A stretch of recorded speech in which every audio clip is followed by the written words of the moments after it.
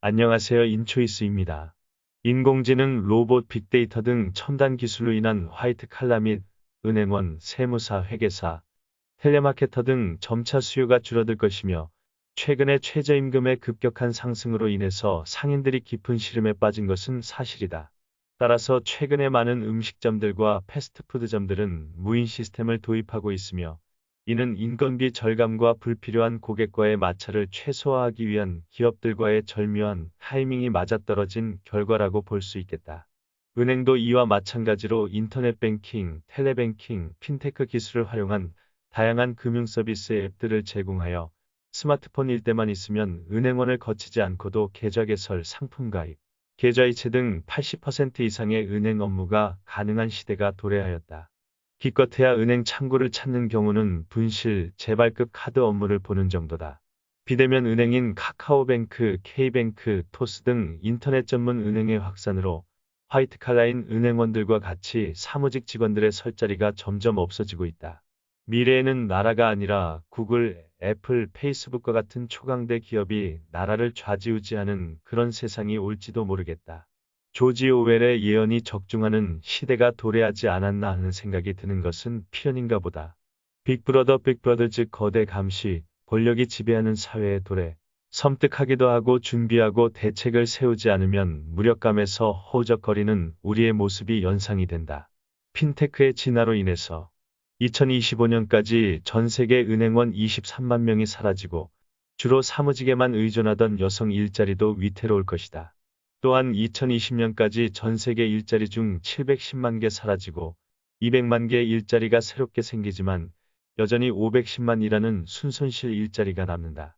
사라질 직업군은 화이트칼라 사무직이 대부분이고 제조업, 건설, 채광, 미술, 디자인, 엔터테인먼트, 스포츠, 미디어 등 안전하다고 느낄 만한 직업군이 쉽게 보이지 않는다. 남성의 일자리가 4개를 잃는다면 여성은 20개를 잃는다고 하니 여성분들도 빠른 대책이 필요하다. IT 강국인 한국은 저출산 고령화가 겹치면서 AI 진화에 따른 급격한 변화가 올 것으로 보이기에 시급히 지금의 직업이 아닌 유망하고 로봇이 할 수 없는 감성적인 일자리로 갈아타는 적극적인 대응이 있어야 그나마 살아남을 수 있음을 간과하지 말아야겠다. 물론 일본도 이 문제만큼은 피해가지 못할 것이다. 서론이 길어졌네요. 중장년층 일자리 정보 3을 시작해 보겠습니다. 첫 번째는 기업 재난관리자입니다. 정부는 7월 12일부터 8월 23일까지 40일간 중대재해 처벌 등에 관한 법률 시행령 개정안을 입법하고 2022년 1월 27일부터는 기업에서 중대한 사고가 발생 시에는 1년 이상의 징역에서 10억 원 이하의 벌금까지 강력한 처벌이 이루어지게 됩니다. 이는 기업의 이익도 중요하지만 국민의 생명을 더 소중하게 여기겠다는 인식의 전환이라고 하겠습니다. 기업에 닥친 재난, 사고의 피해를 최소화하고 중대재해처벌법 때문에 앞으로 많은 기업에서 기업재난관리자를 채용하여야 합니다. 사고나 재난이 발생하더라도 업무에 지장을 주지 않도록 지속적인 경영을 유지하는 데 있어서 반드시 필요한 직업군입니다. 현재는 약 300여 명의 기업 재난 관리자가 종사 중이고 산업 전반에 필요하기 때문에 내년에 중대재해처벌법이 시행되면 더욱 각광을 받을 것이라 생각됩니다.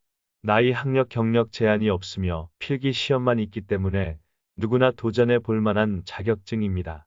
민간 자격증은 생각하지도 마세요. 엄연히 국가 자격증으로 민간 자격증과는 비교가 되지 않습니다. 타 자격증과 마찬가지로 과목별로 40점 평균 60점 이상이면 합격입니다.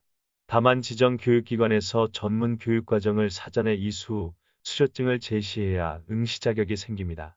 팁을 한 가지 더 드리자면 타 자격증은 2급에서 상급으로 자격증을 따려면 경력이나 학사학위 등의 자격 요건이 있어야 하지만 기업재난관리사는 자격증을 취득하고 교육 이수만 하면 상급의 자격증을 취득할 수 있으니 의지만 가지시고 열심히 하신다면 어렵지 않게 미래를 대비하실 수 있습니다. 온라인 교육도 가능하시고 전국에 10군데 오프라인 교육기관도 있으며 약간의 교육비 12에서 15만 원가 필요합니다.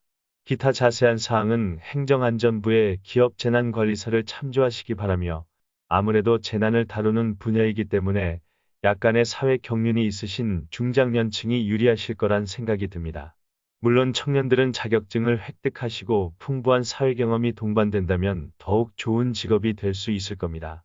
두 번째로는 도시농업관리사로 말 그대로 도시에서 소규모로 하는 농업으로 관리사가 직접 농장이나 텃밭 등을 가꾸는 일을 하지는 않습니다. 도시농업관리사는 도시농업 육성 및 지원에 관한 법률에 따라서 2017년에 국가자격증까지 개설되었습니다. 자격증을 취득하면 전국 주말 농장과 도시농업 공원 관리자로, 어린이와 청소년을 대상으로 학교 텃밭 운영 강사로, 전문인력 양성기관과 도시농업지원센터 등 교수 요원으로 활동, 사회복지시설의 텃밭 관리나 원예치료 강사를 비롯해 다양한 일자리가 늘어나고 있습니다. 2010년 기준 도시농업 참여자 수는 15만 명, 2020년에는 180만 명으로 10배 이상 증가세를 보이고 있습니다. 앞으로 400만 명까지 확대한다고 하니 도시농업관리사의 전망이 상당히 밝은 편입니다. 또한 4월 11일을 도시농업의 날로 법정 기념일로 정했습니다. 나이 경력 학력에 제한이 없지만 도시농업 관련 국가기술 자격증을 먼저 취득하시고 지정된 전문인력 양성기관에서 운영하는 도시농업 전문가 과정을 이수만 하시면 자격증이 부여됩니다. 기타 자세한 사항은 농림수산식품교육문화정보원이 운영하는 모두가 도시농부 홈페이지에서 확인이 가능하십니다. 세 번째로는 연구실 안전 전문가입니다. 연구실의 각종 화학물질 또는 각종 장비에서 배출되는 유해물질로 인해서 위험에 노출이 됩니다. 대학 및 연구기관 기업 부설 연구소의 연구실 안전을 담당하고 각 연구실의 특성에 맞게 일상 안전 점검, 정밀 안전 진단, 특수 안전 진단과 같은 업무를 하거나 화학물질 등 유해인자 위험 분석 및 관리 대책을 수립하는 일을 합니다. 2022년 6월 10일부터 적용되고 안전관리자를 지정하지 않을 시 500만 원 이하 또는 2천만 원 이하까지 과태료를 부과하게 됩니다. 실험실 사고의 80% 이상이 대학 연구실에서 발생되고 기업체 연구시설 또한 안전관리사들의 채용이 늘어날 것으로 보입니다. 지원 자격, 시험 과목, 평가 기준 등이 아직 발표되지 않아서 핫하고 기대가 되는 직업군이란 생각이 됩니다. 오늘은 조금 생소한 추천 직업에 대해서 알아보았습니다. 오늘 글이 유익하셨다면 좋아요, 댓글 부탁드리고 주변에 공유도 부탁드립니다. 주말도 어느새 다 저물어 가네요. 남은 시간 미래를 대비하는 여유 있는 시간으로 채우시기를 기원합니다. 다음에 더욱 좋은 내용으로 또 뵙겠습니다.